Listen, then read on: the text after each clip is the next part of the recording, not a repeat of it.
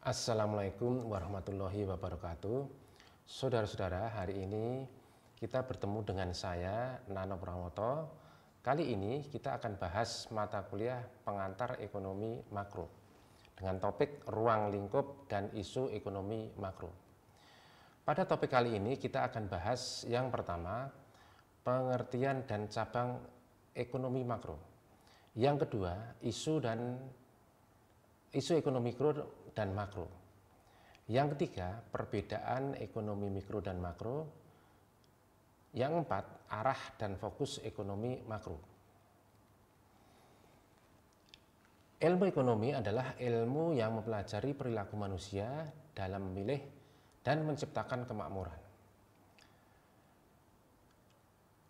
Masalah ekonomi adalah adanya ketidakseimbangan antara kebutuhan manusia yang tidak terbatas, sedangkan alat pemuas kebutuhan tersebut jumlahnya terbatas. Dikatakan bahwa sumber dayanya terbatas. Misalkan ya, sebagai contoh, air misalkan, di satu daerah air itu kelebihan, tetapi di daerah lain air itu kekurangan. Dan untuk barang-barang lain juga sama demikian halnya. Ya, kebutuhan barang tertentu itu konsumsi dan akan menciptakan produksi secara otomatis. Daerah yang kelebihan memproduksi dan akhirnya menjual, mengekspor barang tersebut. Namun daerah yang kekurangan, dia akan meminta juga akan mengimpornya, sehingga akan terjadi di situ transaksi. Nah, itulah akhirnya muncullah ilmu ekonomi. Nah, seperti itu. Kemudian berikut ini adalah cabang ilmu ekonomi.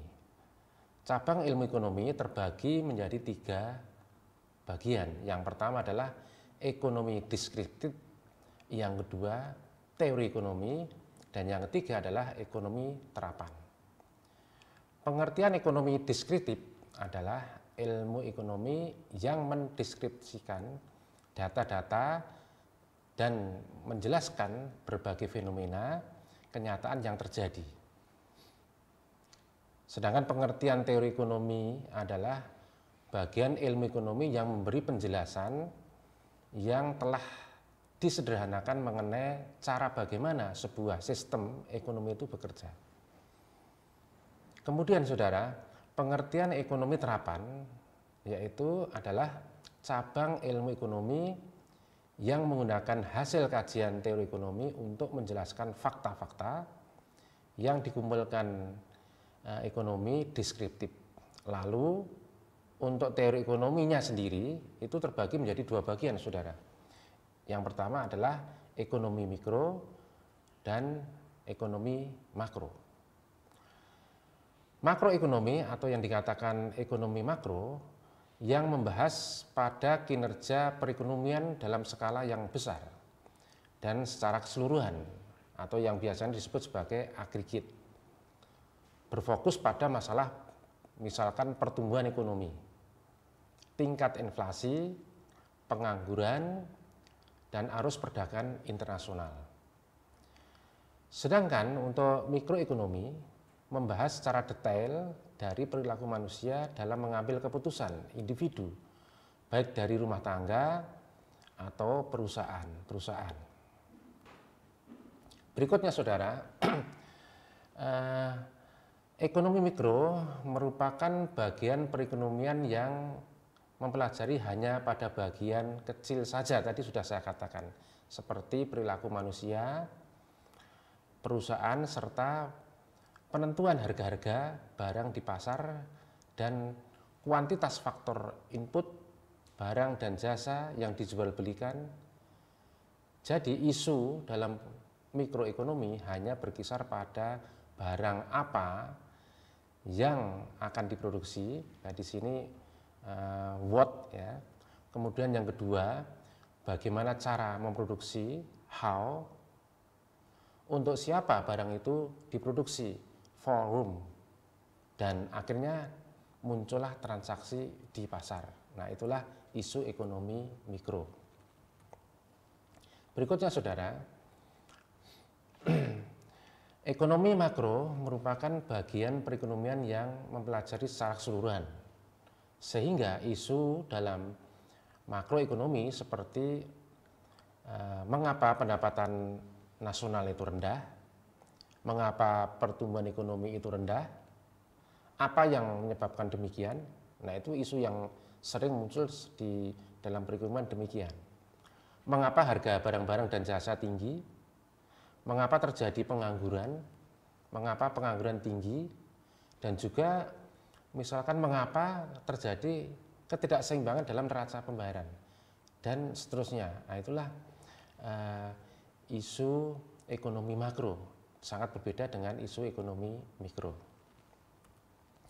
Berikutnya saudara, kita akan mencoba membedakan antara ekonomi mikro dan ekonomi makro. Berikut ini adalah contoh perbedaan antara makro dan mikroekonomi. Jika kita lihat dalam tabel tersebut, misalkan pada kolom produksi, Anda lihat di sana, pada mikroekonomi, produksi itu menghasilkan output perusahaan secara individu. Sedangkan pada sisi yang makroekonomi, yang di bawah, produksi itu adalah total produksi semua barang-barang dan jasa yang disebut sebagai produksi nasional, jadi secara keseluruhan. Kemudian pada kolom berikutnya, misalkan pada posisi kolom yang harga, Anda bisa lihat di sana. Harga barang dan jasa dalam ekonomi mikro itu secara individu, misalkan harga beras. Tetapi dalam ekonomi makro, tingkat harga agregat. Ada istilah di sana dalam ekonomi makro itu adalah inflasi. Dan seterusnya untuk kolom pendapatan nasional dan kolom tenaga kerja. Berikutnya saudara-saudara, bagaimana kalau kita lihat perbedaan tadi dari sudut pandang sisi unit analisisnya. Perbedaan pada sisi unit analisis sangat berbeda. Pada ekonomi mikro atau mikroekonomi, pembahasannya tentang kegiatan ekonomi yang melibatkan secara individu, ya, contohnya permintaan dan penawaran, juga ada di sana ketemu di pasar, ada juga bahasan tentang biaya, laba rugi dari suatu bisnis perusahaan. Sedangkan untuk ekonomi makro atau makroekonomi, pembahasannya tentang kegiatan ekonomi secara agregat, secara keseluruhan. Satu contoh misalnya pendapatan nasional, inflasi, deflasi, investasi, pertumbuhan ekonomi, depresiasi, dan seterusnya. Itu adalah perbedaan antara mikro dan makroekonomi pada sisi unit analisis. Kemudian saudara, untuk perbedaan tujuan analisisnya, ya, perbedaan tujuan analisis antara mikroekonomi dan makroekonomi sangat berbeda pula. Ya, pada ekonomi mikro lebih memfokuskan pada tujuan analisis tentang bagaimana cara mengalokasikan sumber daya yang dimiliki agar dapat mencapai kombinasi yang tepat.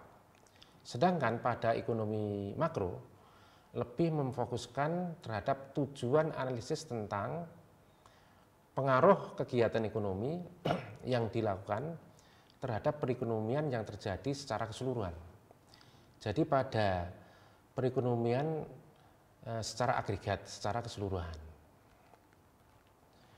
Dan yang terakhir saudara, dalam bahasan ini adalah arah dan fokus teori ekonomi. Dalam ekonomi mikro, titik beratnya tadi satu, mewujudkan efisiensi dalam penggunaan sumber daya.